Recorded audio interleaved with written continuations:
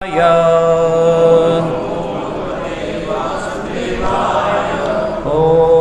नमो भगवते वासुदेवाय।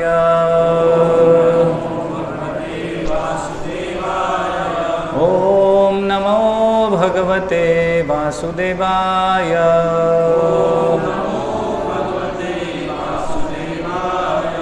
ओम अज्ञानतिमिरन्धस्य ज्ञानाञ्जनशलाकया चक्षुरुन्मीलितं येन तस्मै श्रीगुरुवे नमः। श्रीचैतन्यमनोभीष्टं स्थापितं येन भूतले स्वयं रूपः कदा मह्यं ददाति स्वपदान्तिकं। वन्देऽहं श्रीगुरौ श्रीयुतः पदकमलं श्रीगुरून् वैष्णवांश्च। श्रीरूपं साग्रजातं सहगणरघुनाथान्वितं तं सजीवं साद्वैतं सावधूतं परिजनसहितं कृष्णचैतन्यदेवं श्रीराधा कृष्णपादान् सहगणललिता श्रीविशाखान्वितांश्च। नमः ओं विष्णुपादाय कृष्णपृष्ठाय भूतले श्रीमते भक्तिविकासस्वामिनिति नामिने। नमः ओं विष्णुपादाय कृष्णपृष्ठाय भूतले श्रीमते भक्तिवेदान्तस्वामिनिति नामिने। नमस्ते सारस्वती देवे गौरवाणी प्रचारिणे निर्विशेष शून्यवादी पाश्चात्यदेशतारिणे। जय श्री कृष्ण चैतन्य प्रभु नित्यानंद श्री अद्वैत गदाधर शिवासादि गौर भक्तवृंद। हरे कृष्णा कृष्णा कृष्णा हरे हरे, हरे राम राम राम हरे राम। इधर आ जाइए पुरुष।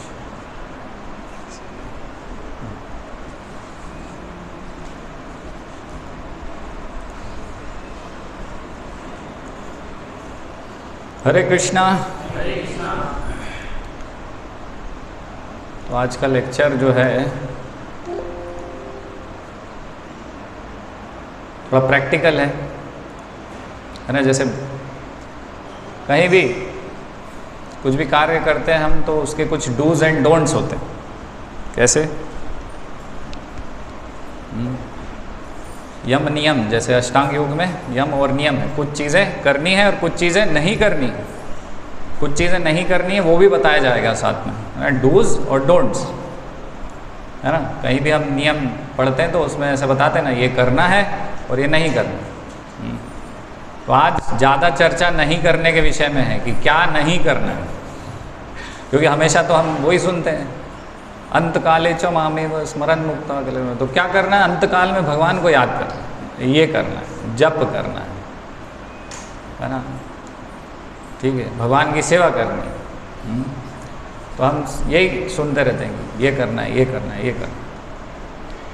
तो नहीं क्या करना है वो भी पता होना चाहिए, नहीं तो जो कर रहे हैं उसका जितना हमको फ़ायदा होगा वो कम हो जाएगा।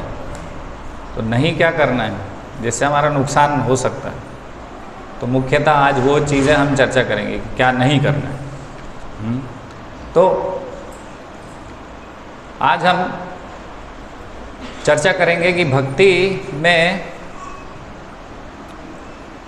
तो शुरुआत इस प्रकार से करेंगे कि भक्ति में आने के लिए क्या योग्यता होती है, भक्ति कौन कर सकता है, क्या गुण होना चाहिए भक्ति में। भक्ति की शुरुआत किस चीज़ से होती है, भक्ति कौन कर सकता है, क्या गुण होना चाहिए। सेवा तो बात की बात है। प्राथमिक भक्ति कौन कर सकता है, योग्यता क्या है भक्ति करने की। हाँ, लखन कह रहे हैं श्रद्धा। तो लखन की बात से सब सहमत है। श्रद्धा, कोई ऐसा है जो बोलेगा कि नहीं श्रद्धा नहीं, कुछ और चाहिए। हाँ, जैसे रूप गोस्वामी बोल रहे हैं तो क्या बता रहे हैं, पहला स्टेप क्या बता रहे हैं, आदौ श्रद्धा, है ना। तो श्रद्धा चाहिए। तो लखन ने बिल्कुल परफेक्ट आंसर दिया है, लेकिन हमारे पास कोई इनाम नहीं है उनको देने के लिए। बिना इनाम के ही आपको खुश रहना होगा। भक्ति इसी प्रकार से, है ना, अहेतु की। तो श्रद्धा चाहिए हमको। सबसे पहले भक्ति में आने की योग्यता क्या है, श्रद्धा। तो भक्ति में आने की योग्यता ये नहीं है कि जन्म से ब्राह्मण होना चाहिए, यह है क्या, नहीं, है ना। हम देख रहे हैं जो जन्म से ब्राह्मण नहीं है, ऐसे बहुत महान महान भक्त हैं, है ना। पूरा हिस्ट्री इसी से भरी हुई है। और भारतीय होना चाहिए, भारतीय होना चाहिए तो भक्ति कर सकते हैं। हाँ, पढ़ा लिखा होना चाहिए, बुद्धिमान होना चाहिए तो ही भक्ति करेगा। तो भक्ति की योग्यता क्या है? ये कुछ भी नहीं है, केवल एक योग्यता है भक्ति की कि श्रद्धा होनी चाहिए। तो श्रद्धा की क्या परिभाषा है? हजारों बार सुन लिया, बताइए। है किसने बताया ये? राधिका ने बता दिया क्या?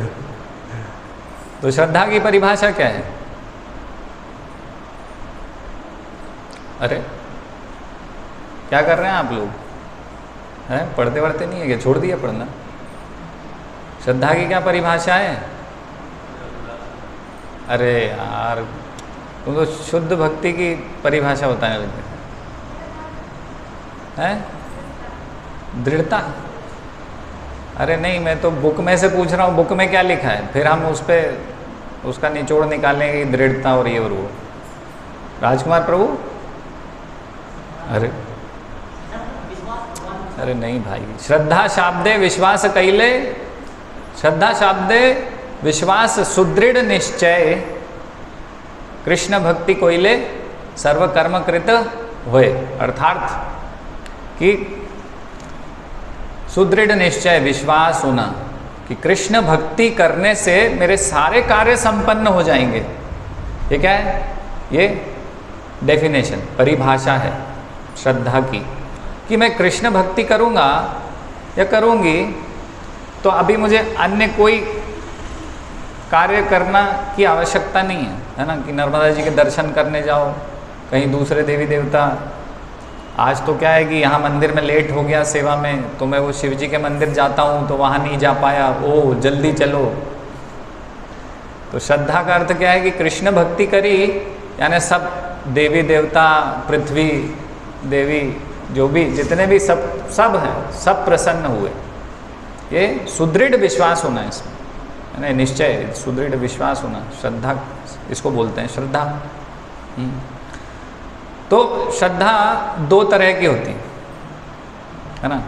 तो अगर इसको ऐसे समझें कि भाई श्रद्धा कितने प्रकार की होती है? 2 प्रकार की होती है। लौकिक श्रद्धा, है ना, जैसे मंदिर हम आते हैं, भक्ति कर रहे हैं तो श्रद्धा है। लेकिन श्रद्धा की कैटेगरी है अलग अलग, सबकी श्रद्धा एक जैसी नहीं है। एक होगी लौकिक श्रद्धा। तो लौकिक श्रद्धा क्या है कि भाई लोग करते हैं, भाई अच्छा है ना। जैसे कहीं भी जाएंगे हम बताएंगे, मिलते हैं किसी से तो बोलते अरे अरे बहुत अच्छा काम कर रहे हो, बहुत बहुत बढ़िया, धार्मिक काम है, धार्मिक काम है ना। जैसे हम गए गार्डन वाले के पास कि वो प्रोग्राम करना है रामनवमी का, हाँ हाँ धार्मिक काम है, धार्मिक काम। उसकी परिभाषा अंदर डिटेल कुछ नहीं पता, हाँ हाँ हाँ अच्छा है, अच्छा। सब लोग करते हैं, हम भी कर रहे हैं, है ना। सब लोग कर रहे हैं, भीड़ लगी है तो हम भी करते हैं, लौकिक श्रद्धा। और एक और प्रकार से इसको देख सकते हैं कि भाई हमारे तो परिवार से ये परंपरा चली आ रही है तो हम ये करते हैं, अंदर उसका साइंस विज्ञान कुछ पता नहीं है ना। लौकिक श्रद्धा क्या बोलेंगे इसको? लौकिक श्रद्धा, है ना। कई लोग से पूछेंगे क्यों कर रहे हो? अच्छा काम है, बस कर रहे हैं। लौकिक श्रद्धा हो गई। वास्तविक उसके अंदर का जो भक्ति क्यों करना है ना, वो सब पता नहीं है कुछ भी ज़्यादा, बस अच्छा है, करना है, लोग करते हैं, बाहरी कारण, है ना। इस प्रकार से इसको क्या बोलेंगे? लौकिक श्रद्धा। और एक श्रद्धा हो गई गुरु, साधु और शास्त्र पर आधारित, कि गुरु यानी कि फिर परंपरा की बात आ गई कि परंपरागत ज्ञान हमको गुरु दे रहे हैं, उस पर आधारित हमारी श्रद्धा है। क्योंकि हम जानते हैं मैं कौन हूँ, भगवान कौन है, भगवान हमारा, हम दोनों का क्या संबंध है भगवान का हमारा, तो ये डिटेल हम जानते हैं। तो गुरु के आधार पर, है ना, एक गुरु हो गए हमारे, ठीक है।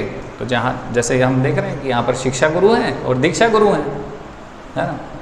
गुरु हो गए, फिर साधु, तो अन्य साधु हैं, वो भी जैसे इस्कॉन में एक तो हो गए दीक्षा गुरु, फिर अन्य भी भक्त हमें सिखा रहे हैं। तो गुरु, साधु, और ये जो गुरु और साधु क्या बोल रहे हैं? शास्त्र पर आधारित वाणी बता रहे हैं, वो बोल रहे हैं, क्या बोल रहे हैं? शास्त्र के आधार पर बोल रहे हैं। तो गुरु, साधु, शास्त्र पर, ये शास्त्र, शास्त्रीय श्रद्धा आधारित होती है, उसके पीछे वो विज्ञान होता है कि इसीलिए मेरी श्रद्धा है। ऐसे ही नहीं कि भीड़ है तो हम भी कर रहे हैं, और 4 लोग इकट्ठे हुए करने लग गए, अच्छा लगता है तो कर रहे हैं, अच्छे बुरे की बात नहीं है, भौतिक स्तर की बात नहीं। तो ये लौकिक श्रद्धा और तो धीरे धीरे ये लौकिक श्रद्धा से हमको शास्त्रीय श्रद्धा पे आना होगा, नहीं तो ज़्यादा देर हमारी श्रद्धा टिकेगी नहीं, हम भटक जाते हैं।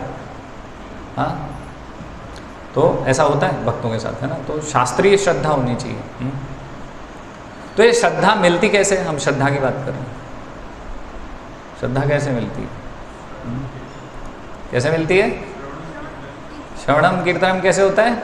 साधु संग से, तो है ना, ऐसा बता रहे हैं, चैतन्य चरितामृत में लिखा है, कृष्ण भक्ति मूल होए साधु संग। तो साधु संग का बहुत महत्व है ना, साधु संग का बहुत महत्व है। साधु संग से ये हमको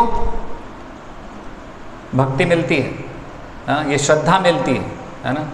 तो साधु संग का मतलब क्या हुआ?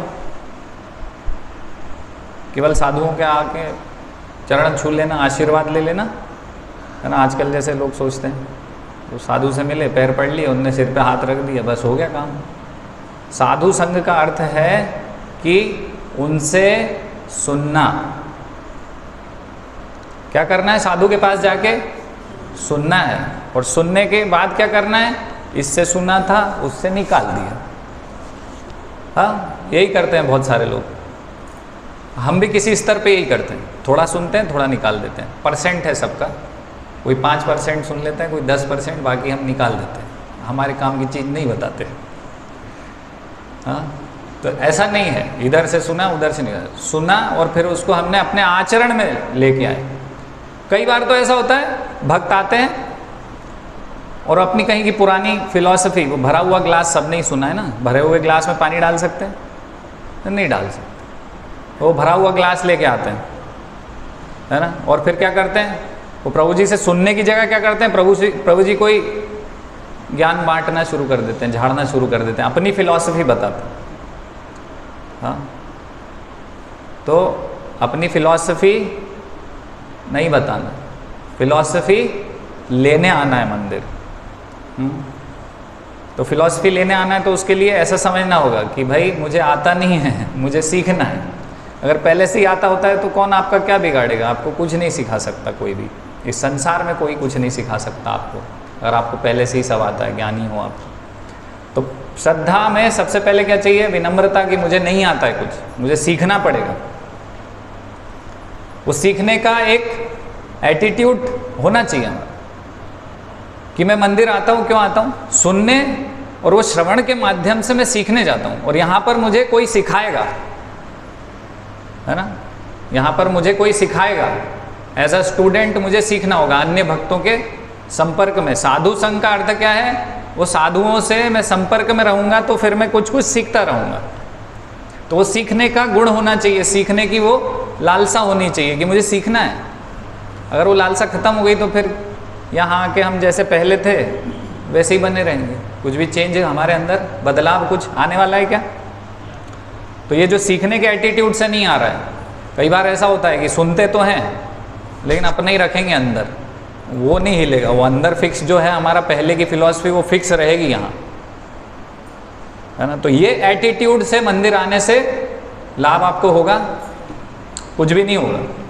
सालों साल आप आते रहोगे, आपके अंदर कुछ बदलाव नहीं होगा, वो भगवान की कृपा पात्र आप बन ही नहीं पाओगे, और भगवान की वो जो कृपा आपके ऊपर होनी चाहिए उसका पात्र ही नहीं बन पाओगे आप, वो आप प्राप्त कर ही नहीं पाओगे। क्यों? क्योंकि आपका आचरण उसके अनुकूल ही नहीं है। तो सीखने के लिए आना है ना, सीखने के, और हो सकता है कि हम भी सिखा सकते हैं अन्य भक्तों को, जरूरी नहीं है।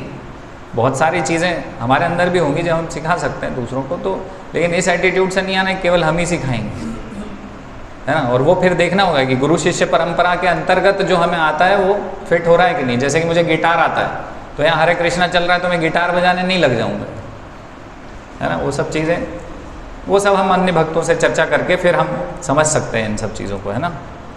तो साधु के अंदर जो साधु संग है, साधु के अंदर जो भगवान के प्रति प्रेम है, उसके हृदय में जो श्रद्धा है, दृढ़ श्रद्धा, शुरू में हम आएंगे तो हमारे अंदर दृढ़ श्रद्धा नहीं है, हम तो कोमल श्रद्धा लेके आएंगे जो कोई भी तोड़ देगा, मरोड़ देगा, फेंक देगा।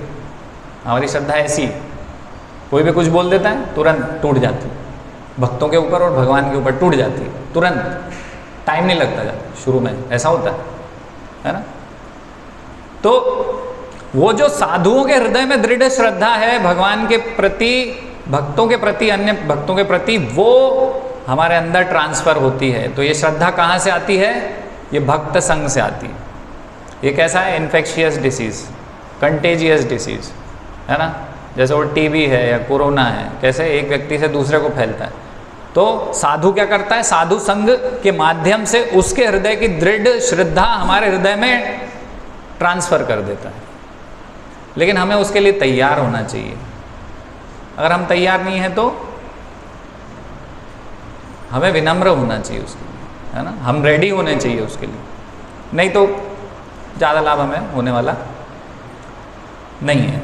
और एक और श्रद्धा है, मतलब एक प्रकार से श्रद्धा को हम और एक तरीके से परिभाषित कर सकते हैं। श्रद्धा का अर्थ है कि भगवान की कथा सुनने में अगर हमें प्रारंभिक रुचि है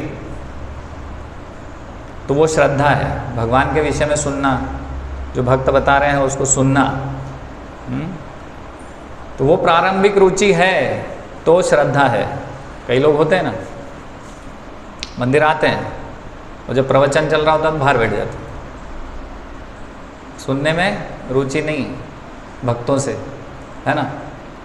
उसके अलग अलग कारण हो सकता है, या अभी हमें भक्तों में श्रद्धा नहीं है ना। क्या सुनाएंगे, क्या सुनाते हैं, ठीक है यार कोई बात नहीं, बस मैं तो आया था दर्शन कर लिया, हो गया ना, इस प्रकार से। तो ये प्रारंभिक रुचि, भगवान को सुनने में अगर हमारी प्रारंभिक रुचि है तो हम समझ सकते हैं कि अभी श्रद्धा हमारे मन में विकसित है ना। तो ये श्रद्धा मिलती कैसे है? भक्त संग से। तो शुरुआत में तो हमें पता नहीं रहता सेवा का महत्व, तो ये अज्ञात सुकृति होती है हमारे हृदय में। तो ये अज्ञात सुकृति कैसे आती है?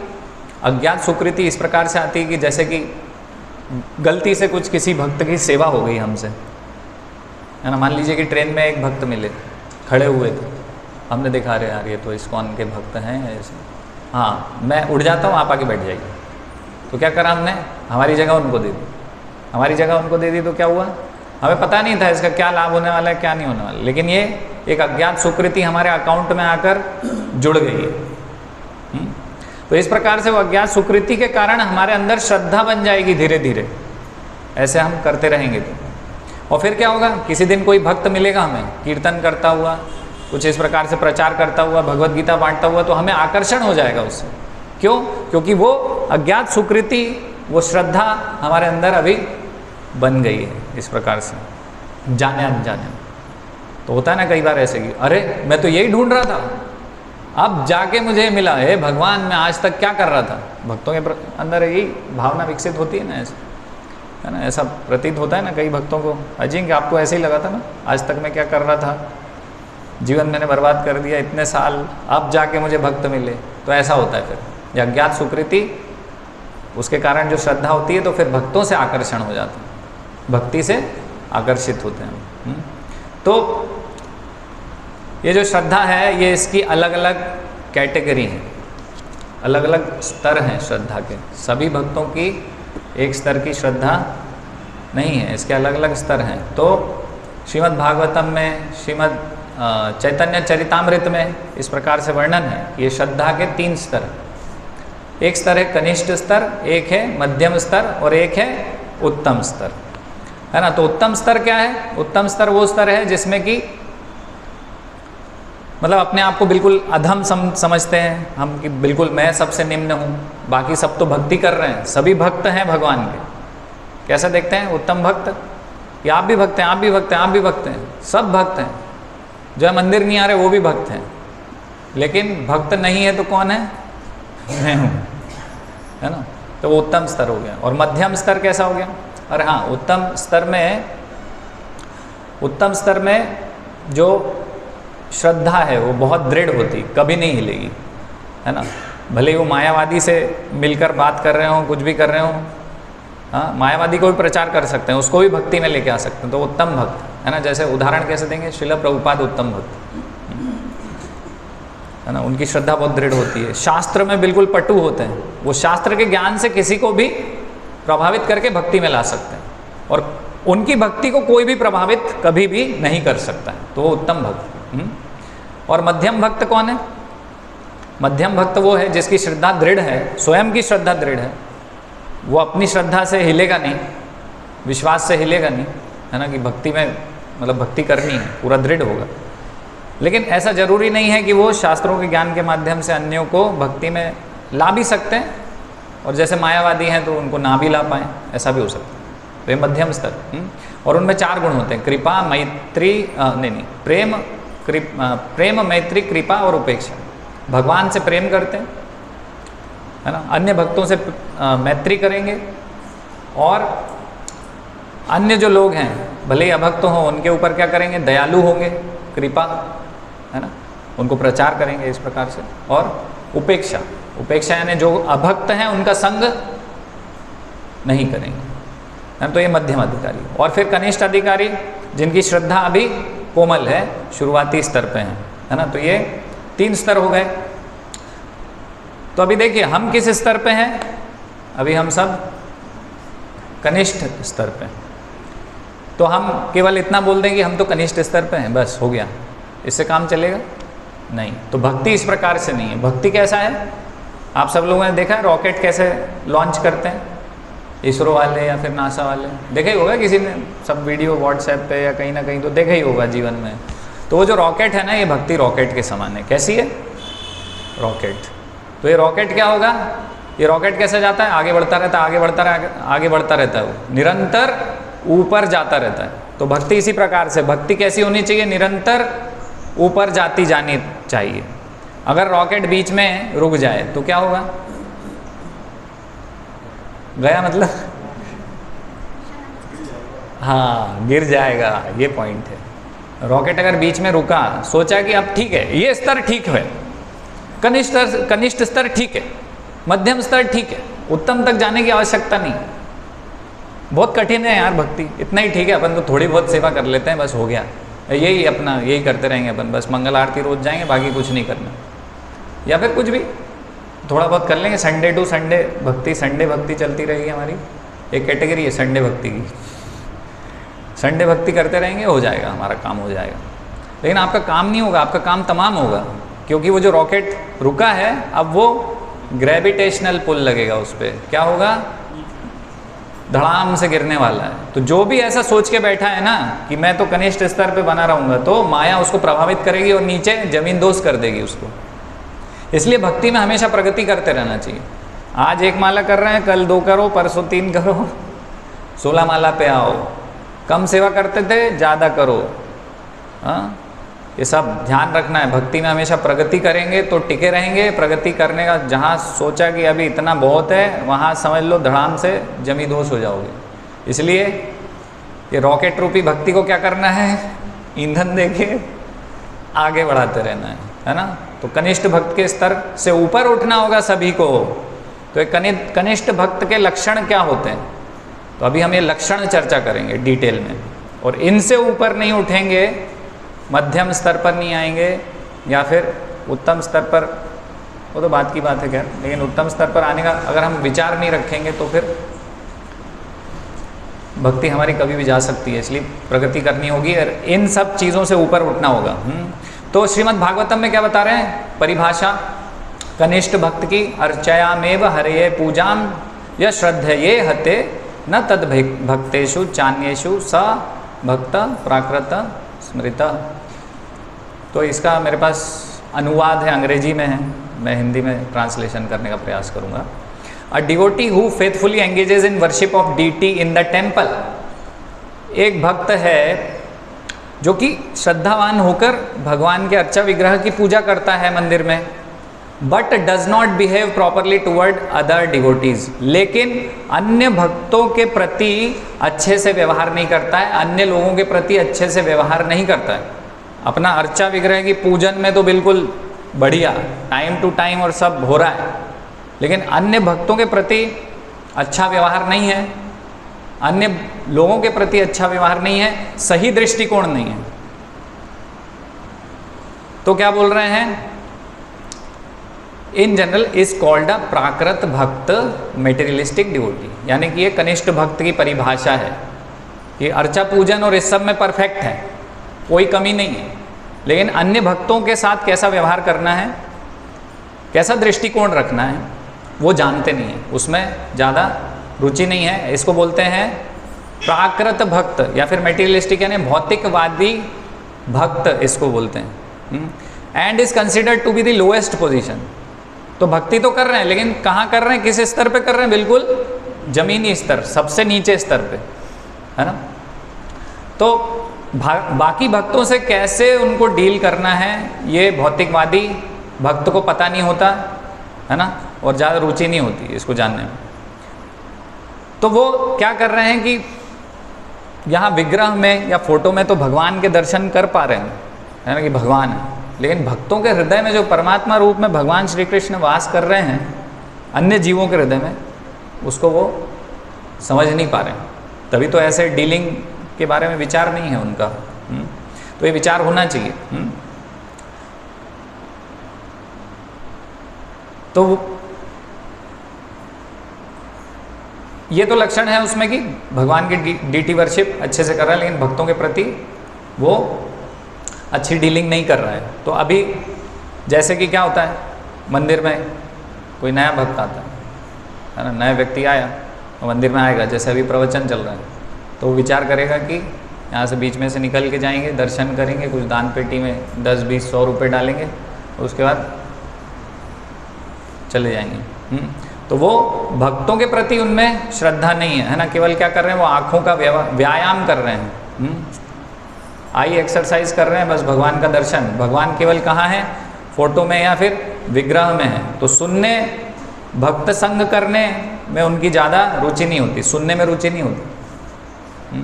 तो अभी हमें अगर सुनने में रुचि नहीं आई है भक्तों से, तो अभी हम कनिष्ठ स्तर पर ही हैं। वो सुनने की रुचि नहीं आई है तो अभी हम कनिष्ठ स्तर पे हैं, ज़्यादा हमारी प्रगति नहीं हुई है और आगे हो भी नहीं पाएगी, है ना। गुरु क्या बोलते हैं, गुरु यही तो बोलते हैं, अपना कान मुझे दो, कि कान के माध्यम से मैं तुम्हें भगवान का दर्शन करवाऊंगा। भगवान कौन, वो कान देने के लिए रेडी नहीं है कनिष्ठ भक्त, सुनने के लिए तैयार नहीं है। वो अपनी कथा पहले से ही लेके आया, वो सुनाएगा आपको, सुनेगा नहीं, या अपना पहले से ही एक धारणा बना के चलता है, ठीक है। सुनने में रुचि नहीं है, केवल अर्चा विग्रह की पूजा और उसी में ही भगवान है ना। भक्त से ज़्यादा आदान प्रदान नहीं है। कई बार ऐसा होता है कि हम बुक डिस्ट्रीब्यूशन में गए तो किसी को बुलाते हैं, तो बुलाते हैं, आइए ज़रा बुक देख लीजिए भगवद गीता, तो वो बोलेंगे नहीं नहीं मैं तो अभी पूजा कर रहा हूँ, मैं नहीं आऊँगा। हाँ, ऐसा होता है ना। कई बार ऐसा होता है कि जैसे कि हम दुकान पे गए तो दुकान पे बहुत अगरबत्ती लगाते हैं वो, कि आज मेरा ज़्यादा कमाई हो जाए, भगवान से प्रार्थना कर रहे होते हैं, तो बिल्कुल डिस्टर्बेंस नहीं चाहिए उनको। तो हम गए, बुक दिखा रहे हैं दुकानदार को, तो वो घुमाने में लगा है, घंटी बजाने में लगा है, 15-20 मिनट बाद। या फिर घर गए हैं तो घर बोलेंगी, आंटी बोलेंगी कि माता जी बोलेंगी बाद में आना, पूजा चल रही है अंदर, है, ऐसा हो जाता है। तो उनको पता नहीं है, जबकि शास्त्र में इस प्रकार से बताया कि अगर कोई भक्त दरवाजे पे खड़ा है, आया है, तो आप ये जो पूजा कर रहे हो उसका महत्व अभी कम हो गया, अभी इसको वहीं छोड़ दो, बीच में छोड़ दो उसको, और जाके वो भक्त को अटेंड करो कि क्या, कैसे, क्या बात है भाई, क्यों आए हो, क्या है, समझ। तो शास्त्र का ज्ञान नहीं है, शास्त्र का दृष्टिकोण नहीं है, इसलिए भक्तों को कम इम्पोर्टेंस देंगे, डीटी वर्शिप को ज़्यादा इम्पोर्टेंस देते हैं, है ना। और एक गुण है उनमें कनिष्ठ अधिकारी में कि उनकी श्रद्धा कैसी होती, कोमल होती, है ना, तुरंत टूट जाती। जैसे कि यहाँ भक्त आ रहे हैं और फिर बाहर गए, और बाहर दूसरा कोई किसी भी, जैसे कि विवेकानंद वाले मिल गए या फिर कबीर पंत वाले मिल गए, उनको उनने अपनी फिलॉसफी दी उनको कि देखो ये सही नहीं है ना, ये परम है, कृष्ण परम नहीं है, वास्तव में तो भगवान निराकार है, बिंदु है, कुछ भी ऐसा बोला, तुरंत उनकी श्रद्धा कैसी होगी, हिल जाएगी, हाँ, वो तुरंत मानने लग जाएंगे। उनके हृदय में क्या हुआ, अभी वो उनकी श्रद्धा दृढ़ नहीं है, वो जो दूसरा बता रहा है उससे तुरंत प्रभावित हो जाएंगे, है ना। और प्रभावित होके उनकी बात को, हाँ हाँ आप तो सही बोल रहे हो सकता है आप भी सही बोल रहे हो, तो एकदम हिल जाएंगे वो। उनकी श्रद्धा क्योंकि कोमल है इसलिए तुरंत टूट जाती है ना। ऐसे ही होता है कई बार, यहाँ भक्त बाहर जाएंगे, है ना, और किसी अभक्त से चर्चा करते हैं भक्ति के विषय में, यहाँ के भक्त जिसको भी कुछ भी ज्ञान नहीं, हाँ कुछ भी ज्ञान नहीं है, उससे भक्तों के विषय में और भक्ति के विषय में चर्चा करते हैं, और फिर तुरंत वो व्यक्ति कुछ ऐसी चीज़ बोल देगा, क्योंकि अभी ये तो कोमल श्रद्धा वाले हैं ना, इनको ज़्यादा पता नहीं है शास्त्र के ज्ञान, शास्त्र के अनुरूप कैसा आचरण रखना है, शास्त्र के प्रति कैसे जीवन जीना है, तो पता तो नहीं है ना, ज्ञान नहीं है, तो क्या होता है तुरंत हिल जाते हैं, उनकी बातों में आ जाते हैं, भक्तों के विषय में कुछ तुरंत बोलने लग जाएंगे, है ना, ये तो ऐसा कर रहे हैं, ये तो वैसा कर रहे हैं, ये तो गलत है। जबकि जो भक्त कर रहे हैं वो शास्त्र के दृष्टिकोण से कर रहे हैं, शास्त्र का दृष्टिकोण से कर रहे हैं, इसलिए वो सही है ना, उनका दृष्टिकोण पूरा शास्त्र पर आधारित है। लेकिन क्योंकि अभी हम शास्त्र समझे नहीं हैं और हम कनिष्ठ स्तर पे हैं, सुनना नहीं है, तो समझ में भी नहीं आया है अभी तो, और ये भी नहीं जानते हैं कि हम अभी कनिष्ठ स्तर पे हैं, ये भी नहीं पता होता कि अभी हम कनिष्ठ स्तर पे हैं, हमको पता नहीं है प्रभु जी जो बोल रहे हैं वो शास्त्र पर आधारित बोल रहे होंगे, या प्रभु जी जो कर रहे हैं वो शास्त्र पर आधारित ज्ञान के आधार पर कर रहे होंगे, इतना भी विचार नहीं कर पाता कनिष्ठ भक्त। वो सीधे क्या है, भक्तों को दोष देने लग जाता है, हाँ ऐसे ही होगा, तुम सही बोल रहे हो। सब्जी वाले से पूछेंगे, बात करेंगे, इस्कॉन मंदिर में ऐसा करते हैं, और सब्जी वाला बोलेगा कि वो तो गलत है यार, ऐसा करना चाहिए, हाँ हाँ हाँ तुम सही बोल रहे हो, तुम सही हो। वो भक्त जो बैठा है मंदिर में और जो बता रहा था वो गलत हो सकता है, वो गलत तुरंत। तो ये क्या है, अभी हमारा भक्ति का स्तर कैसा है, बहुत निचला है, कुछ नहीं आता हमें, हम कनिष्ठ स्तर पे। अभी सीखना होगा, हमको समझना होगा, भक्तों से चर्चा करनी होगी, भक्त संघ में चर्चा करके समझना होगा, तो उस एटीट्यूड से भक्तों के पास जाना होगा, है ना। वो सब्जी वाले से सुन के भक्तों को चिल्ला चोट करना और समझाना कि देखो तुम गलत करते हो, तुम्हें पता नहीं है, अभी अभी सब्जी वाले से पूछ के आया हूँ मैं, वो क्या है क्या है ये, मेरा तो प्रश्न है उस पर कि ये क्या है, किस मतलब हम बहुत कनिष्ठ स्तर में, अभी हम कुछ सीखे नहीं है, कुछ भी नहीं सीखा हमने, बहुत कुछ सीखना अभी बाकी है ना, ठीक है। तो इस प्रकार से नहीं है, ऐसे न्यूज़पेपर में कुछ निकलता है तो वैज्ञानिकों ने कुछ शोध किया और निकाल लिया कि भाई ये गोली खाओ 5 साल और जियोगे। अरे यार ये तो वैज्ञानिक तो मृत्यु पे विजय प्राप्त कर रहे हैं, और ये लोग बताते हैं कि भगवान की इच्छा से हो रहा है सब कुछ, मृत्यु तो भगवान की इच्छा से आ रही है, गलत होगा यार, ये देखो ये साइंटिस्ट ही भगवान तो नहीं है कहीं। तो तुरंत श्रद्धा उनकी कैसी होती, कोमल होती, हिल जाती, है ना। इसने ऐसा बोल दिया, उसने वैसा बोल दिया। जैसे प्रभुपाद के समय हुआ था, चंद्रमा पे गए भाई, तो सब लोग टीवी पे वही देख रहे थे, पूरा विश्व बस यही कि वो चंद्रमा पे जाने वाले हैं, वो चंद्रमा पे पहुंच गए, और प्रभुपाद ने भक्तों में बीच में बैठ के बोला कि कुछ नहीं है, ये सब फर्जी है। और कुछ भक्त ऐसे थे जिनकी श्रद्धा कोमल थी, तो प्रभुपाद को छोड़ के चले गए कि पूरा विश्व ऐसा बोल रहा है, और प्रभुपाद उसके विपरीत बोल रहे हैं कि चंद्रमा पे नहीं गए ये लोग। कुछ भक्त छोड़ के चले गए, क्यों, कोमल श्रद्धा थी, भले ही वो 20 साल से होंगे उनके साथ, मतलब एक उदाहरण दे रहा हूँ लेकिन फिर भी वो कनिष्ठ स्तर पे ही थे इतने सालों के बाद, तभी तो समझ नहीं पाएगी प्रभुपाद सही बोल रहे। और फिर कुछ वर्षों बाद वीडियोस रिलीज़ हुए, सब रिलीज़ हुआ, ये सब बताया, सब लोगों ने उसको प्रूव किया कि ये चांद वांद पे नहीं गए थे ये लोग, ये फर्जी वीडियो बनाए गए थे स्टूडियोज़ में। आज भी आप देख सकते हैं, ढूंढ के पता चल जाएगा। तो प्रभुपाद सही बोल रहे थे, है ना, लेकिन उनको उतना श्रद्धा उनकी कोमल थी, दृढ़ नहीं थी, कनिष्ठ स्तर पे थे, तो छोड़ के चले गए। और कनिष्ठ स्तर पे बने रहेंगे तो ऐसे ही श्रद्धा कोमल लेके घूमते रहेंगे, कोई भी कांच के सामान को तोड़ सकता है, कांच का सामान नहीं बनना है ना। तो इस प्रकार से समझना होगा हमको। कि अभी हमारी श्रद्धा कोमल है, इसको और दृढ़ करने के लिए और श्रवण करना होगा, और भक्त संग करना होगा, और जानना होगा, जिज्ञासा होनी चाहिए, हमें पूछना चाहिए भक्तों से। और पूछना कैसे? चैलेंज करके पूछोगे क्या? चैलेंज करके पूछने सही तरीका है? भगवान ने यही बताया था कि चैलेंज करो जाके मंदिर में भक्तों को। भगवान ने बताया है, क्या बताया है बोलो? विनम्र भाव से। विनम्रता नहीं है तो कुछ नहीं सीखोगे जीवन में, कुछ भी नहीं सीख सकते। विनम्रता तो होनी चाहिए।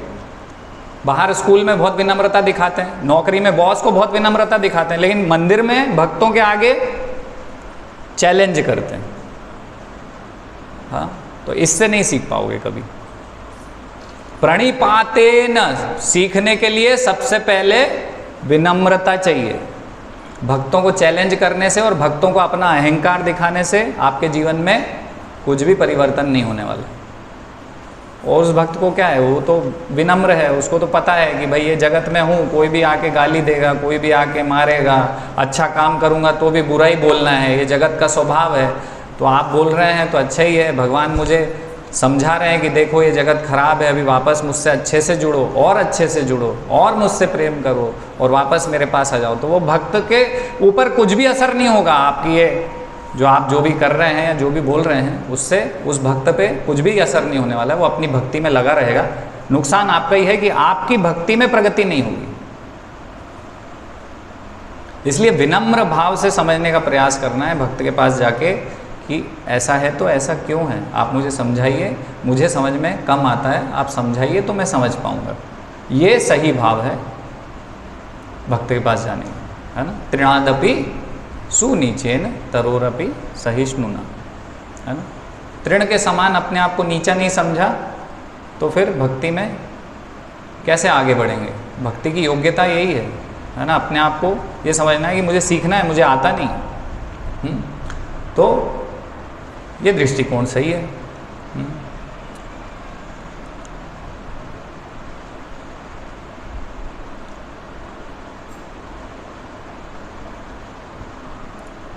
तो कनिष्ठ भक्त का एक और लक्षण है कि बाहरी चीज़ों से अट्रैक्ट होना। जैसे कि इस्कॉन मंदिर क्यों जाते हैं? क्योंकि पूरा विश्वव्यापी आंदोलन है, पूरे विश्व में बड़े बड़े मंदिर स्थापित किए हुए हैं, बिल्डिंग देखने, है ना। तो इससे आकर्षित होना बाहरी चीज़ों से, उसके एसेंस, मतलब वो मंदिर शिक्षाओं के लिए है और शिक्षा के लिए मंदिर जाया जाता है, इस पर ज़्यादा विश्वास नहीं होना, है ना। बाहरी चीज़ों से अगेन वही लौकिक श्रद्धा, है ना। लोग जाते हैं तो हम भी जा रहे हैं, अच्छा है, धार्मिक कार्य है। वो शिक्षाएं क्या हैं वो नहीं देखना, बिल्डिंग देखना या फिर अन्य चीज़ों से प्रभावित होकर आना। बहुत बड़ा नाम है, ब्रांड है ना। तो ये सब क्या है, अभी हम कनिष्ठ स्तर पे हैं। प्रॉपर्टी देखना, है ना, ये सब कि बड़ी प्रॉपर्टी है इनके पास, बड़े मंदिर हैं, बड़े इस प्रकार से, तो ये कनिष्ठ स्तर पे हैं हम।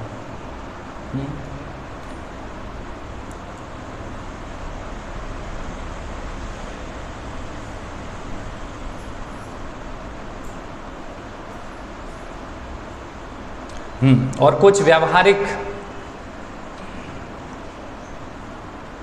इस प्रकार से हमें ज्ञान होना चाहिए कि क्या कनिष्ठता के लक्षण हैं और किस प्रकार से भक्तों से, अन्यों से व्यवहार करना चाहिए। क्योंकि कनिष्ठ अधिकारी कैसा होता है कि अन्य भक्तों से व्यवहार सही से करना जानता नहीं। तो अब ये सीखना होगा कि क्या व्यवहार कनिष्ठता के अंतर्गत आता है और उससे हमें फिर नहीं करना है और उससे ऊपर उठना है ना। वो भाव हमारे हृदय में नहीं होना चाहिए। तो ये कुछ कनिष्ठता के लक्षण हैं। सेवा करते हैं और सोचते हैं कि देखो कितनी सेवा करता हूँ मैं, मेरी तारीफ होनी चाहिए,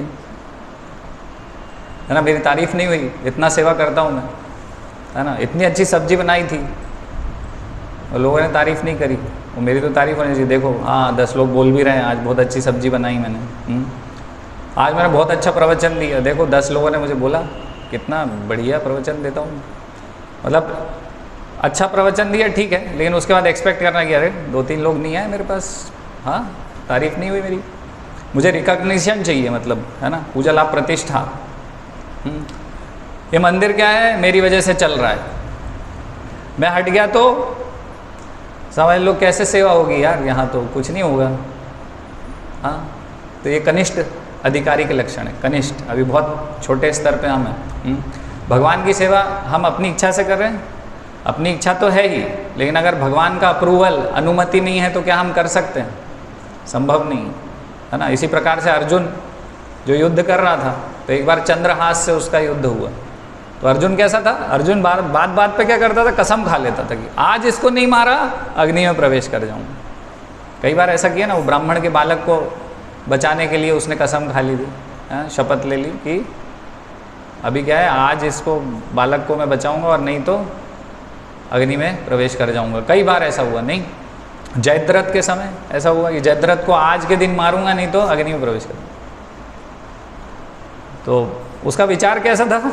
उसका विचार ये नहीं था कि मैं मार दूंगा, उसका विचार ये था कि कृष्ण मेरे साथ है तो कोई टेंशन नहीं है, फिर तो मैं मार सकता हूँ। तो वास्तव में ये जो हम जो भी कार्य कर रहे हैं मंदिर में, जो भी सेवाएं कर रहे हैं, है ना, तो किसकी शक्ति, किसकी बुद्धि से कर रहे हैं?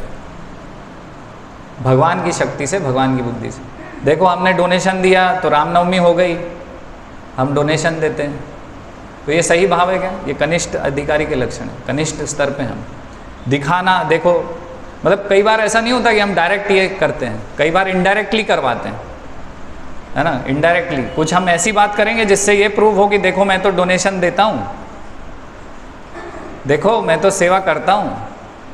कैसे? डायरेक्ट नहीं करते हम, चतुर है ना हम, इनडायरेक्टली करते हैं चतुराई। लेकिन भगवान परमात्मा रूप में हृदय में है, सब देख लेते हैं।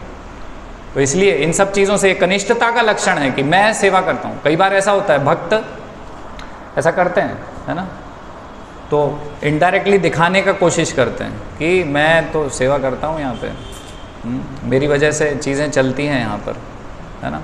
तो ये सब क्या है? कनिष्ठता का लक्षण है। जबकि वास्तव में भगवान की शक्ति, है ना, भगवान तो बता रहे ना कि जो बलवान में बल है वो मैं हूँ, जो बुद्धिमान में बुद्धि है वो कौन है?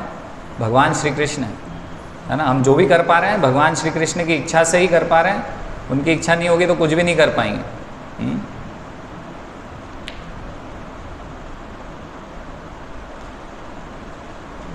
फिर जैसे मैं सेवा करता हूँ, तो सेवा बहुत अच्छा सेवा किया मैंने, सब किया, फिर मैं बोलता हूँ कि अरे प्रभु जी मैं तो सेवा करता हूँ लेकिन ये लोग नहीं कर रहे हैं, ये क्यों नहीं कर रहे हैं? इनको करना चाहिए, है ना। हम ये सोचते हैं कि मैं सेवा करता हूँ और अन्य लोग नहीं करते हैं, इस प्रकार से मेरा विचार हो जाता है। लेकिन ये सही विचार नहीं है, कनिष्ठ स्तर पे हैं हम, है ना। मैं सेवा कर पा रहा हूँ ये मेरा सौभाग्य है, अन्य नहीं कर पा रहे हैं तो उनका दुर्भाग्य है भाई। तो आप अपना दुर्भाग्य और सौभाग्य को एक जैसा क्यों समझ रहे हो, है ना। तो मेरा सौभाग्य है, मैं कर पा रहा हूँ। और अगर कुछ प्रॉब्लम है सेवा में तो हमें वरिष्ठ भक्तों से पास में जाना चाहिए, उनसे चर्चा करना चाहिए। प्रभु जी देखिए सेवा एक अकेले का नहीं है, मैं अकेला लगाऊं तो थोड़ा सा इसको हम इस प्रकार से कर सकते हैं कि अन्य भक्तों की सहायता चाहिए है, उनको थोड़ा और एंगेज कर देंगे तो अच्छे से सेवा हो जाएगी। तो ये क्या है? उस सेवा को करने का और उस प्रॉब्लम को एड्रेस करने का सही दृष्टिकोण है। कई बार ऐसा है कि हम अन्य भक्तों को क्या समझने लग जाते हैं, अरे ये तो बेकार है, ये तो सेवा नहीं करते, कैटेगरी बना लेते हैं। मैं कौन हूँ? मैं बहुत अच्छा सेवा करता हूँ। ये कौन है? ये सेवा नहीं करने वाली कैटेगरी। तो वास्तव में ये दृष्टिकोण सही है? नहीं है भाई। मैं जितना सेवा कर रहा हूँ उतना मेरे लिए अच्छा है ना, मेरा लाभ है उससे, तो मुझे क्यों कंपेयर करना है किसी से कि वो सेवा नहीं कर रहा है मैं कर रहा हूँ। ये सब कनिष्ठता का लक्षण है, ये सब इसको छोड़ना होगा हमें, है ना। किसी को समझना कि ये तो ऐसे ही हैं, काम चोर हैं, है ना। क्या होता है, कई बार ऐसा भी होता है जैसे ही भक्त संडे टू संडे आते हैं और संडे बहुत सेवा करते हैं, और कुछ भक्त हैं वो हफ्ते भर सेवा कर रहे थे मंदिर में, लेकिन उस दिन थोड़ा सा कम सेवा करी, वो संडे जो भक्त ने ज़्यादा करी। तो उनको पता नहीं, उन्होंने नहीं देखा कि ये तो पीठ पीछे मेरे पता नहीं मुझसे 20 गुना ज़्यादा सेवा कर रहे हैं। लेकिन क्या करते हैं, उनके माइंड में ये बना लेते हैं कि देखो मैं सेवा करता हूँ ज़्यादा, ये लोग तो खड़े हैं जप कर रहे हैं। अरे भैया उनके 6 दिन जप नहीं हुए थे सेवा के कारण, तुम्हें पता नहीं है अभी, है ना। तो ये कंपैरिजन कैसा है? कनिष्ठता का लक्षण है कि हमने ज़्यादा सेवा कर दी और देखो ये नहीं करते वो नहीं करते। ये सब क्या है? ये दृष्टिकोण वास्तव में कनिष्ठता का लक्षण है ना। इस दृष्टिकोण को छोड़ना होगा हमें, है ना। सब मिलजुल के अच्छे से करना है। कई बार ऐसा होता है कि भाई हमारे ऊपर सेवा का लोड ज़्यादा हो गया, तो हम दूसरे भक्तों पर क्या कर रहे हैं, झुंझला गए, क्योंकि हम सेवा कर करके परेशान हो गए, दूसरे भक्तों में झुंझलाने ऐसा होता है ना कई बार। तो इसको छोड़ना होगा, ये कनिष्ठता का लक्षण है। हम कई बार चर्चा कर चुके हैं। प्रलंबासुर, हाँ, तो भगवान के जो ऊपर बैठे थे भार बढ़ाते जा रहे थे, तो पहले तो ग्वाल बाल बना हुआ था, लेकिन फिर बाद में असुर रूप में प्रकट हो गया कि लोड ज़्यादा हो गया है। तो ये जब भक्तों के ऊपर लोड ज़्यादा हो जाता है तो अंदर का असली असुर जो है वो बाहर आ जाता है। तो ये असुर नहीं बनना है ना। तो सेवा ज़्यादा करिए तो ये अच्छा है, आपका ही हित है, इसमें आपका ही लाभ है। तो हमारे लाभ के लिए दूसरे के ऊपर झुंझलाना, ये कनिष्ठ स्तर पे हैं अभी हमको ये सब छोड़ना होगा।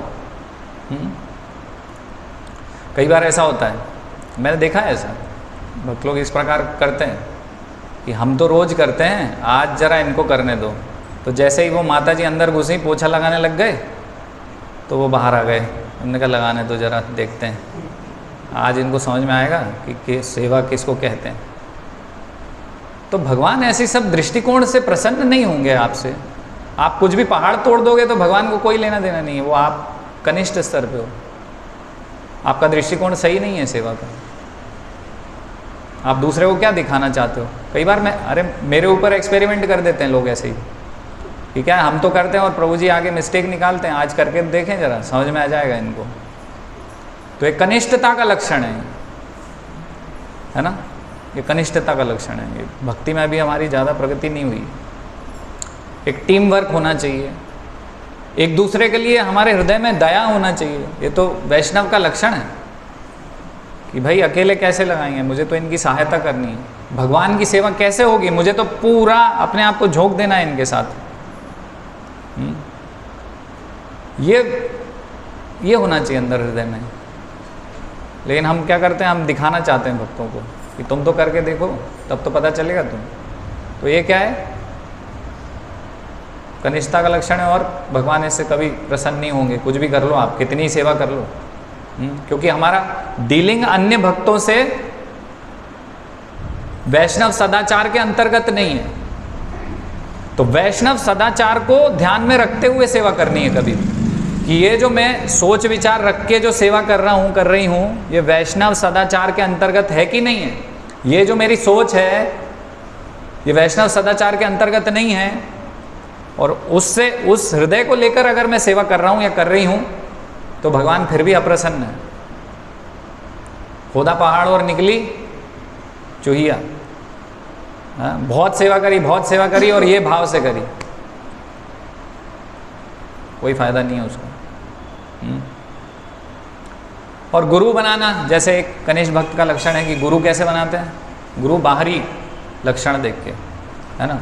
तो जैसे गुरु महाराज एक बार रशिया जा रहे थे, तो एक दूसरे सन्यासी थे, भक्ति वैभव स्वामी जी, हिज होलीनेस भक्ति वैभव स्वामी जी। तो उन्होंने बोला कि आप रशिया जा रहे हैं तो आप हंसना मत। तो उन्होंने बोला क्यों, क्या हुआ भाई, क्यों नहीं हंसना है। तो उन्होंने बोला कि देखिए आप हंसेंगे तो वहाँ पर आपके शिष्य बन जाएंगे। और क्या देखते हैं लोग, स्माइलिंग फेस।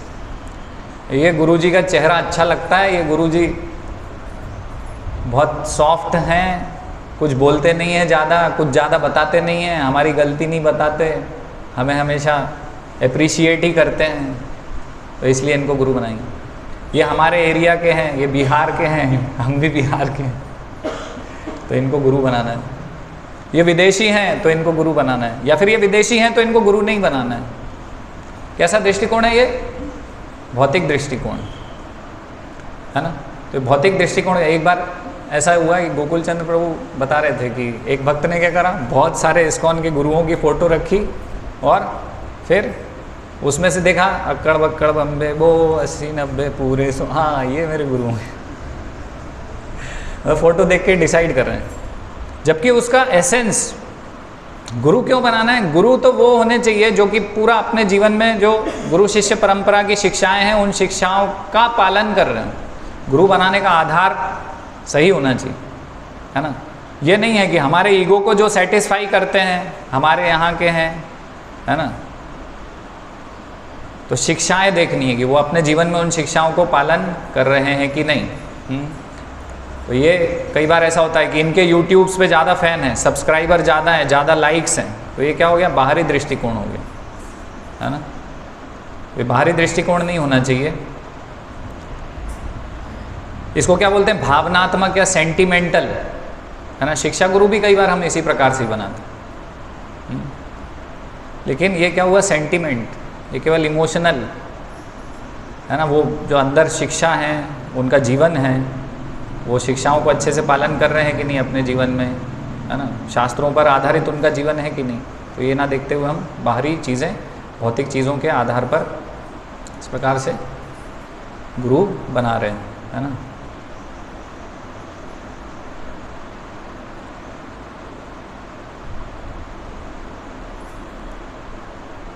कई बार ऐसा होता है, जैसे फेस्टिवल होता है ना, फेस्टिवल के बाद हम जनरली प्रयास करते हैं कि हम देखें क्या गलती है और उसको सुधारने की कोशिश करते हैं, है ना।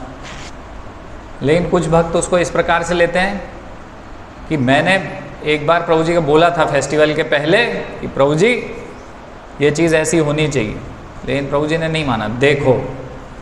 देखो उसका रिजल्ट क्या हुआ, सेवा ढंग से नहीं हुई, मैंने पहले ही बोला था। मतलब क्या है, अपना पॉइंट उसमें डालेंगे प्रूव करने के लिए कि मैंने बोला था, मेरे जैसे महान व्यक्ति ने बोला और नहीं माना, देखो गलती हो गई ना। खुद को केंद्र में रख रहे हैं, खुद को ही कृष्ण समझ रहे हैं, जबकि ये विनम्रता का भाव नहीं है, अपना पॉइंट प्रूव करना, है ना। ये जनरली भी ऐसा होता है ना, भक्त समुदाय में, कि भाई कुछ गलती हो रही है तो गलती होने के कारण हम ये पॉइंट प्रूव करना चाहते हैं कि मैं बोलता हूँ और सच बोलता हूँ, लेकिन मेरी बात को नहीं माना जाता, है ना। तो इसको सुधारना होगा कि भाई कई बार ऐसा होता है कि दो विचार होते हैं, है ना। जैसे कि गुरु महाराज अपने प्रवचन में बताते हैं कि एक बार क्या हुआ कि मुकुट भगवान का बनेगा तो कैसा बनेगा, तो निर्णय हुआ, तो एक भक्त का राय थी कि बीच में बड़ी वाली एक ऐसे मणि लगानी चाहिए, और दूसरे भक्त ने बोला नहीं, छोटी छोटी मणियाँ पूरा लगना चाहिए उसमें, और दोनों में मतभेद हो गया। एक बोल रहा है मैं सही हूँ, एक बोल रहा है मैं सही हूँ। भाई दोनों ही सही हैं, दोनों ही अपना भक्ति में दृष्टिकोण से उस बात को रख रहे थे। अगर ये भी हो जाए या वो भी हो जाए तो भगवान की सेवा ही होगी ना। लेकिन उसके पीछे क्या होगा, देखा ऐसा नहीं हुआ, ये सही नहीं था, मैंने तो पहले ही बोला था, है ना। कई बार ऐसा होता है कि प्रसाद बनाना है तो डिसाइड करते हैं कि जैसे कि भाई सब्जी बनाना है, बोले नहीं सब्जी नहीं, ये बनना चाहिए, है ना। तो एक दृष्टिकोण है कि भाई उस समय सेवा में लोग नहीं थे तो हमने निर्णय लिया कि सब्जी कटिंग में ज़्यादा समय लग रहा था, तो हमने वो सब्जी ना बनाते हुए दाल चावल बना लिए, जल्दी बन गए। तो इस प्रकार से एक दूसरे भक्त ने दूसरे दृष्टिकोण से निर्णय लिया, एक दूसरे भक्त ने दूसरे दृष्टिकोण से निर्णय लिया, दोनों ही अपनी जगह सही थे। लेकिन फिर उसमें कि नहीं प्रभु जी तो हमारी बात सुनते नहीं हैं, इसलिए अब क्या करेंगे, अब से हमको सजेशन ही नहीं देना है इनको, मैंने तो पहले ही बोला था, देखो, है ना। गलती निकालना, मिस्टेक निकालना, तो ये सब कनिष्ठ स्तर पे भक्त है। मिलजुल के हमको सेवा करनी है ना। कई बार ऐसा होता है सेवा हेड हैं हम और हमारे अंडर में सेवा हो रही थी, वो सेवा गलत हुई तो हमने बोल दिया कि ये जो है ना इन्होंने मेरी बात नहीं सुनी, इनकी वजह से गड़बड़ हुई। हाँ, और फिर जब सब कुछ अच्छे से हुआ, हाँ देखो मैं था ना सेवा हेड, तो सही होगा ही ना, मैं था। तो गलती है तो टीम मेंबर पे डाल दिया, और जहाँ पे क्रेडिट लेने वाली बात आ गई तो सबसे पहले प्रभु जी खड़े थे, है ना। जैसे कि रामनवमी प्रोग्राम परफेक्ट हुआ तो प्रणव प्रभु खड़े हो गए सामने, देखा कितना अच्छा लीडर हूँ मैं, और कहीं गलती होती तो बोल देते अरे तरुण कृष्ण प्रभु की गलती है इसमें। तो वास्तव में ये लीडर का गुण नहीं है, ये भक्त का गुण नहीं है।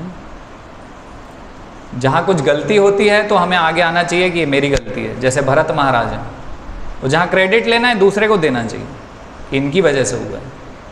जैसे भरत महाराज हैं तो क्या बोल रहे हैं, राम भगवान क्यों गए वनवास, मेरी वजह से गए। क्यों गए वनवास, मैं हूँ उसका कारण, है ना। वो मंथरा नहीं है, कैकई नहीं है, दशरथ महाराज नहीं है, मैं हूँ। क्यों, क्योंकि मुझे भी अवसर मिला था आखिरी में, जब भगवान राम ज़्यादा दूर नहीं गए थे, तो मैं मिलने गया था उनसे। जब मैं मिलने गया तो मेरी भक्ति इतनी दृढ़ नहीं थी कि मैं उनको मना पाऊँ कि वो वापस आ जाएं अयोध्या। तो इसमें मेरी गलती है कि मेरी भक्ति इतनी दृढ़ नहीं है। इसमें क्या मंथरा की गलती और क्या कैकेयी की गलती और क्या दशरथ महाराज की गलती? किसी की गलती नहीं। गलती किसकी है? तो भक्त हमेशा गलती को अपने ऊपर ले लेता है। ये भक्त का दृष्टिकोण, दूसरों पर नहीं देता। और जहाँ क्रेडिट लेने की बात आती है तो वो लाइन में आखिरी आदमी होता है ना, कि क्रेडिट लेना है तो भाई मैं नहीं लूँगा, मुझे नहीं चाहिए, मैं तो भगवान का सेवक हूँ, तो सेवा कर रहा हूँ, तो उसमें क्रेडिट क्या लेना है मुझे?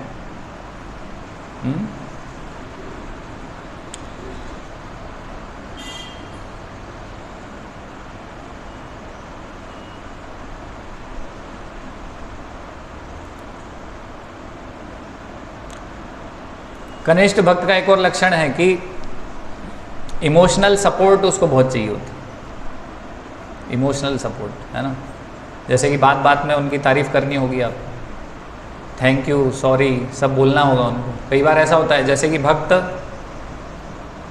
मंदिर में आए तो विचार कर रहे हैं कि अरे प्रभु जी ने आज मुझे हरे कृष्णा नहीं बोला, कुछ तो गड़बड़ था, है ना। फिर दो तीन बार नहीं आए मंदिर, तो हमने पूछा फ़ोन करके, क्यों नहीं आ रहे भाई? बोले उस दिन मैं आया था, आपने ध्यान ही कहाँ दिया मेरे ऊपर, है ना। उनको पैम्पर करना होगा। अरे आप तो बहुत अच्छे हैं, आप तो बहुत बढ़िया कर रहे हैं, तो तुरंत मतलब हाँ अब ठीक है। ऐसा नहीं बोला तो अरे भाई प्रभु जी ने अगर हरे कृष्णा नहीं बोला तो कुछ टेंशन में होंगे, कुछ सेवा की, कहीं कुछ करने जा रहे होंगे सेवा, तो नहीं बोल पाए, है ना।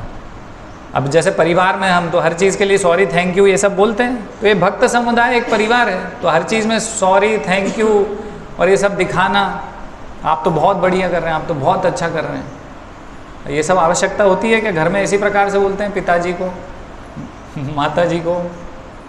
हाँ नहीं बोलते हम। तो ज़्यादा इमोशनल सपोर्ट की ज़रूरत होती है जो कनिष्ठ भक्त है उसको।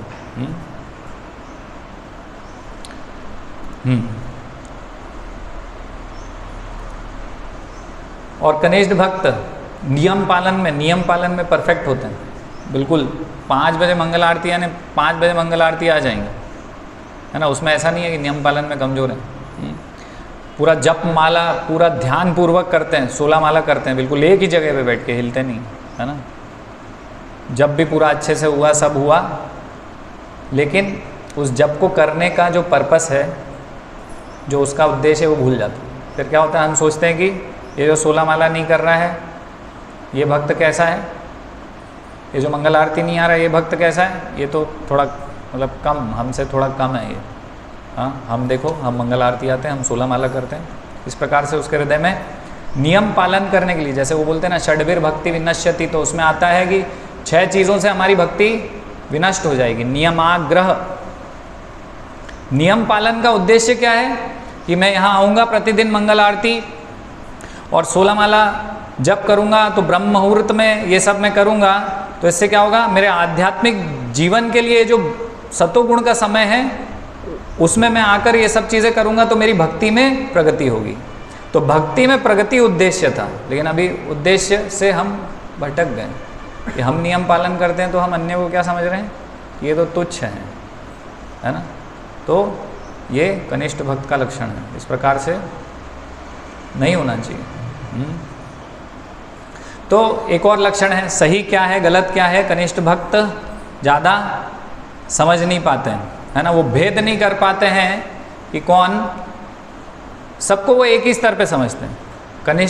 कनिष्ठता का एक लक्षण है, वो स्वयं को और अन्य भक्तों को एक ही स्तर पर देखते हैं। वो ये नहीं समझ पाते कि कौन कनिष्ठ है, कौन मध्यम है और कौन उत्तम अधिकारी है ना। वो समझेंगे हम भी वही करते हैं, ये भी वही करते हैं, वो भी वही करते हैं। कौन कितना शरणागत है, कौन कितनी ज़्यादा सेवा में है, कौन मध्यम स्तर पे है, कौन ज़्यादा पालन कर रहा है, वो इसका भेद नहीं कर पाते। और फिर वो भेद नहीं कर पाते तो उसी अनुरूप वो अन्य भक्तों से आदान प्रदान करते हैं, और इससे क्या होता है, वैष्णव अपराध भी होता है ना। जैसे कि एक बार क्या हुआ कि एक शिष्य अपने गुरु को ही बोले कि आप जब ठीक से नहीं कर रहे, तो ये क्या है, ये गुरु के प्रति अपराध, गुरु को ही सिखाने चले हो आप कि आप जब अच्छे से नहीं कर रहे हैं। हाँ, तो ये तो वैष्णव अपराध भी है, गुरु के प्रति भी अपराध है। आपकी भक्ति पता नहीं कहाँ जाने वाली है। वैष्णव अपराध करने से भक्ति में प्रगति होगी नहीं। हाँ, तो कई बार ऐसा होता है, गुरु महाराज जैसे कि है ना विदेश से हैं, तो वो हिंदी थोड़ा अलग प्रकार से बोलते हैं, तो लोगों को लगता है कि अरे, वो देखने लग जाते हैं कि हिंदी अच्छे से नहीं बोल रहे, ये इस प्रकार से विचार अपना बना लेते हैं। हाँ, तो ये क्या है, भौतिक दृष्टिकोण से देख रहे हैं। क्या है, अर्चये शिलाधीर गुरुषु नरमति वैष्णवे जाति बुद्धि। वैष्णव को जाति से देखना, गुरु को साधारण समझ लेना और भगवान के विग्रह को पत्थर समझना। इस प्रकार से ये कैसी बुद्धि है, नारकीय बुद्धि है ना। तो इस प्रकार से बता रहे हैं, तो ये नरक में जाने वाली बुद्धि है ना। हम अपने गुरु को ही सिखाने लग गए, है ना। तो इस प्रकार से ये सही नहीं है। हमारे सीनियर डिवोटीज़ हैं, उनको भी अगर हमें कुछ चीज़ बतानी है, ऐसा ज़रूरी नहीं है कि सीनियर डिवोटीज़ कभी गलती नहीं करते, लेकिन उसको बताने का एक तरीका है ना। हमको देखना होगा कौन किस स्तर पे है, उस स्तर से उससे डीलिंग करनी होगी। हो सकता है कि हम डायरेक्टली उनको जाकर विनम्रता से बोल भी सकते हैं किसी भक्त को, और ज़्यादा सीनियर है तो फिर उनको नहीं बोलना है, हमें उनके स्तर के भक्त को बताना है कि प्रभु जी ऐसा ऐसा मेरा नोटिस किया हुआ है, आप देखिए इस पर, अगर आपको सही लगता है तो उनको बताइए, आपको सही नहीं लगता है तो कोई प्रॉब्लम नहीं है ना। इस प्रकार से